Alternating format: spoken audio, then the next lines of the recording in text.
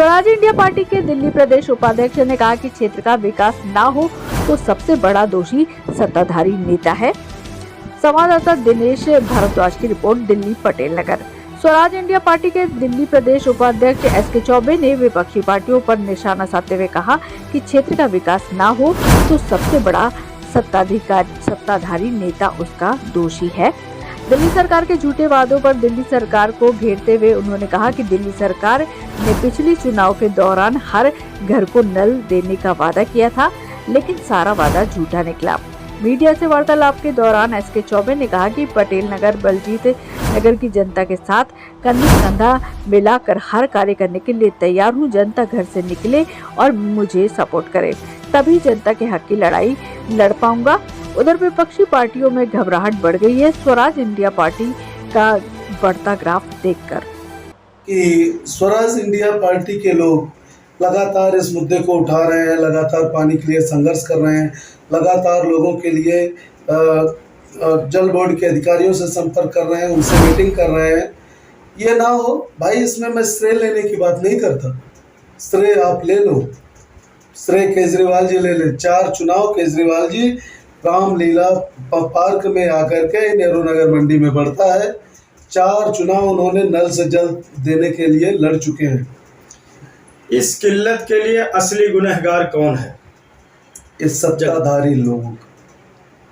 नहीं कहता कि केवल यहाँ पे विधायक की ही देन है, पार्षद को भी लोगों ने चुना है, यहाँ पे लोगों ने वोट दिया है बाकायदा, और प्रदेश का अध्यक्ष है बीजेपी का आदमी, यहाँ का मेयर रह चुका है। क्या वो जल की समस्या के लिए, नल से जल देने की समस्या के लिए वो जल बोर्ड के लोगों से मीटिंग नहीं कर सकते थे? मैं तो एक अपना सा जो है कि कार्यकर्ता हूँ स्वराज इंडिया पार्टी का। बहुत बड़ा संगठन नहीं है हमारा, बहुत बड़ी पार्टी नहीं है, लेकिन जब हम लोग प्रयास कर सकते हैं, सीईओ से मीटिंग कर सकते हैं, मेंबर इंजीनियरिंग से मीटिंग कर सकते हैं, चीफ इंजीनियर से मीटिंग कर सकते हैं, तो क्या पार्षद जी नहीं मीटिंग कर सकते? वो तो प्रदेश अध्यक्ष हैं, वो भी केंद्र के सत्ताधारी पार्टी का, वो तो जहाँ चाहे वहाँ बुला लें। लेकिन ऐसा क्यों नहीं कर रहे हैं? पानी को क्यों चुनावी मुद्दा बना के रख रहे हैं? ऐसा बिल्कुल नहीं होना चाहिए। आप अगर जनता का भरोसा लेना है, आपको जनता की समस्याओं के साथ आपको जूझना पड़ेगा। आप ठीक है, आपके अंदर नहीं आता, लेकिन आप जूझ तो सकते थे, लेकिन क्यों नहीं दिखे? 5 साल हो गया, लोग दर्शन करना जो है कि मुश्किल हो गया। पार्षद का वही हाल विधायक का। विधायक के पास कोई जाता है अपनी समस्या लेकर के, तो मिलने का समय नहीं, उनके चाटुकार लोग बाहर बैठे हैं, वो अंदर नहीं जाने देते। पहली बार मैं देखा इस पटेल नगर में कि विधायक के दफ्तर में लिखा गया कि आप आए, पीने का पानी साथ लाएं। पीने का पानी विधायक दफ्तर में नहीं मिलेगा? ये कौन सा दुर्भाग्य जाती है भाई? ये नोटिंग जो लिखा गया था, जो वहाँ दीवार उनके दरवाजे पे चिपकाया गया था, ये सबसे बड़ा सूचना उस दिन दे रहा था कि भाई आपको पानी नहीं मिलने वाला है, पानी के लिए आप लोग जाग जाओ, एकजुट हो जाओ। लेकिन हम लोग उस चीज़ को समझ नहीं पाए, और आज वही है कि दर महिलाएं सुबह खाना पीना बनाने के, बर्तन धुलने के समय में वो बेचारी यहाँ से पैदल जाती हैं जल बोर्ड पानी का टैंकर लाने के लिए। बच्चियां जा रही हैं, आदमी ड्यूटी करने के बजाय पानी का टैंकर लाने जा रहा है, दिन भर बैठा है, कहीं जाके पानी मिलता है, कहीं जाके पानी नहीं मिल रहा है।